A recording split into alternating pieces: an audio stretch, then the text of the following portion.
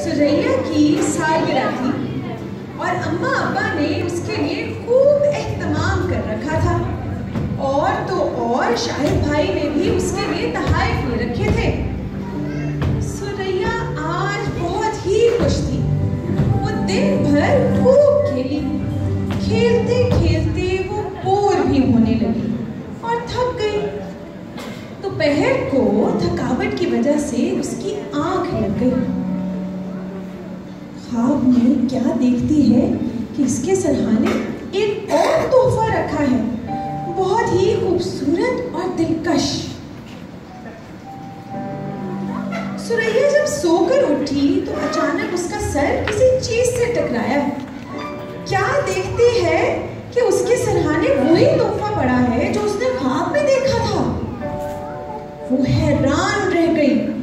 उसने जल्दी जल्दी से तोहफा खोलना शुरू किया तो उसमें से एक स्लेट और उसकी पेंसिल बरामद हुई।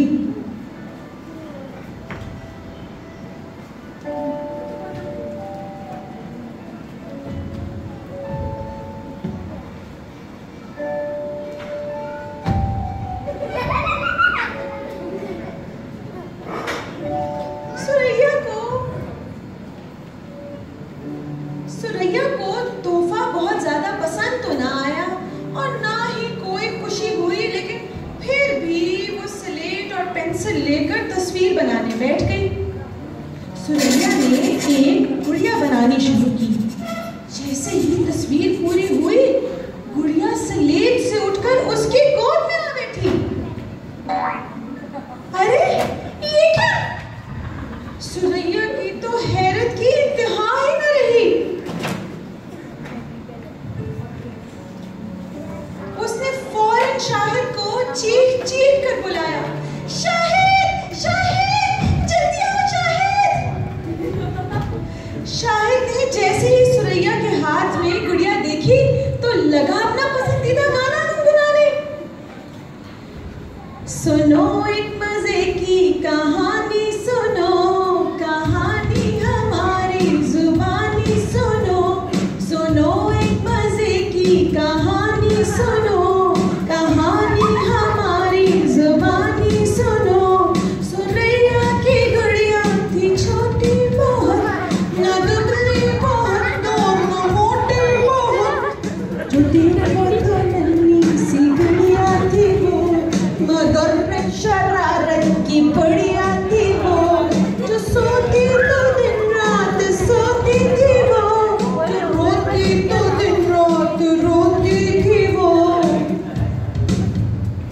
ना अम्मी के साथ ना भैया के साथ, ना अम्मी के साथ ना भैया के साथ, वो हर वक्त रहती सुरैया के साथ। ना अम्मी के साथ ना भैया के साथ, वो हर वक्त रहती सुरैया के साथ। सुनो एक मजे की कहानी, सुनो कहानी हमारी जुबानी, सुनो सुनो एक मजे की कहानी, सुनो कहानी हमारी जुबानी, सुनो। सुरैया ने शाहिद को लाख बताने की कोशिश की कि गुड़िया कहाँ से आई, मगर वो कुछ सुनने को तैयार ही ना था। शाहिद को सुरैया की बात पर यकीन ही नहीं आ रहा था। तंग आकर सुरैया बोली, अच्छा तो तुम खुद मेरी स्लेट पर कुछ बनाओ तो पता चलेगा। ये सुनकर शाहिद एक हाथी बनाने लगा।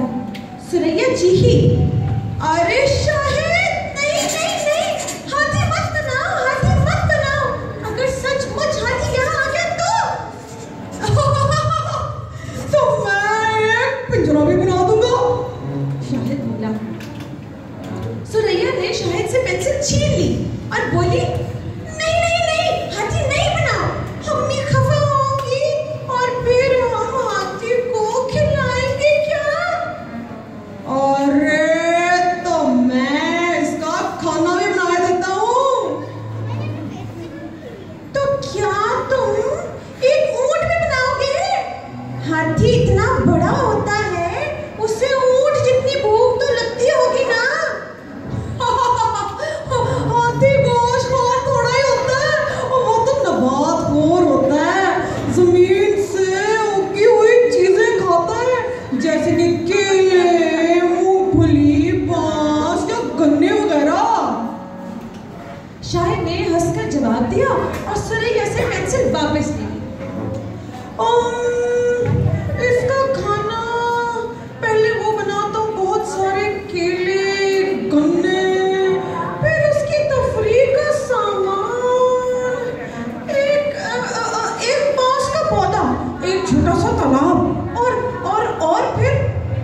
हाथी।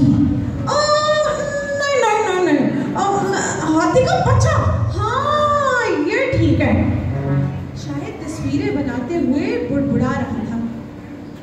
उधर तस्वीर पूरी हुई और इधर एक हाथी का बच्चा अपनी छोटी सी चिंगार चिंगारता हुआ स्लेट को दुलत्ती मारकर उससे बाहर निकल आया।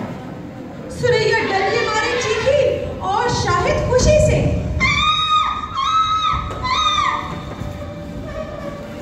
हाथी देर डोल में हालांकि सुरैया और शाहिद से बहुत भारी था, मगर था तो बच्चा ही।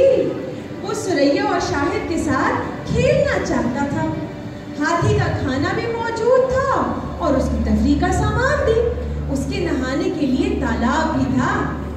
खेलते खेलते हाथी ने सुरैया की फ्रॉक अपने सूंड में पकड़ ली और लगा खींचने। सुरैया खुश होने के साथ साथ परेशान भी हुई। वो चीख भी रही थी और हंस भी रही थी।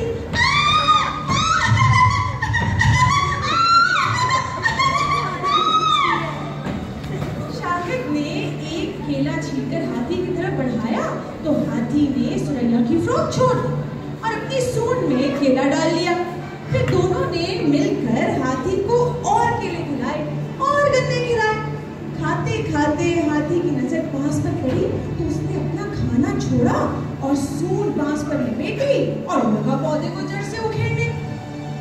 हाथी तो खैर छोटा ही था और बांस था बड़ा, इतना बड़ा जितना 3 मंजिला इमारत। खैर वो बांस को तो ना उखेड़ सका, लेकिन मेहनत करने के बाद थक जरूर गया। वो पानी पीने के लिए तालाब की तरफ गया और तालाब देखते ही उसने तालाब में गोता लगा दिया। अपनी सूंड में पानी भर भर कर अपने ऊपर डालने लगा और लगा नहाने। उसे नहाने में बड़ा मजा आ रहा था। वो खूब छप-छप कर रहा था और पानी उछाल रहा था। उसे देखकर सुरैया भी खुशी से उछल उछल के तालियां बजाने लगी। अरे देखो देखो देखो, हाथी पानी को कैसे उछाल रहा है और पानी कैसे चमक रहा है, ओह जैसे कोई पागल सा फव्वारा। वो खुशी से चिल्ला रही थी। मैं भी हाथी के साथ नहाऊंगा, मैंने भी नहाना है। सुरैया डर गई। अरे नहीं शाहिद, नहीं नहीं, अगर इसका भारी पैर तुम पर पड़ गया तो? नहीं शाहिद नहीं। सुरैया ने शाहिद को समझाने की कोशिश की, मगर शाहिद भला इसकी बात क्यों मानता? वो फौरन तालाब में कूद पड़ा। सुरैया ने देखा कि हाथी के मोटे मोटे भारी पांव ऊपर उठे और बस सुरैया को और देखने की ताक न थी। उसने दोनों हाथों से अपनी आंखें बंद कर ली। जैसे ही वो अपनी आंखें बंद कर रही थी कि इसका पैर किसी सख्त चीज से टकराया और वो गिर गई। क्या देखती है कि ये तो वही स्लेट है।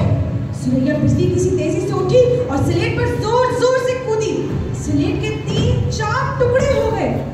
स्लेट के टूटते ही पलक झपकने में तालाब, बांस, गुड़िया और हाथी का बच्चा सभी गायब हो गए और तालाब की जगह पर शाहिद मियां, जो कि खुशकी में थे, अपने हाथ पांव ऐसे मार रहे थे जैसे कि तैराकी कर रहे हो। शाहिद हैरान था कि तालाब और हाथी का बच्चा आखिर गायब